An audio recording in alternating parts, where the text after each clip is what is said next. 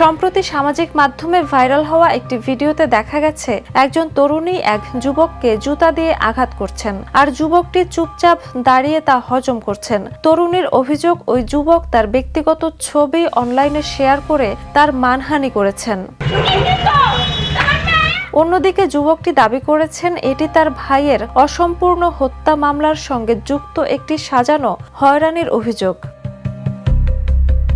ঘটনাটি ঘটেছে গত ২৮ মার্চ ভারতের উত্তরপ্রদেশের মির্জাপুরে। ৩৪ সেকেন্ডের ওই ক্লিপে রাস্তার বিশৃঙ্খল দৃশ্য দেখা যায়, যেখানে একদল মানুষ পর্যবেক্ষক হিসেবে দাঁড়িয়ে আছেন এবং নিষ্ক্রিয়ভাবে পরিস্থিতি দেখছেন। ভিডিওর মন্তব্যগুলোতে হাস্যরসের সঙ্গে তদন্তের আহ্বানও দেখা যায়। এই ভিডিওটি স্বরক্ষামূলক ন্যায়বিচার, পুলিশি উদাসীনতা এবং সামাজিক মাধ্যমে লিঙ্গভিত্তিক সহিংসতা বনাম মিথ্যে অভিযোগ নিয়ে জনসাধারণের হতাশা ও বিতর্ককে তুলে ধরেছে। Jhuma Mridha, the news.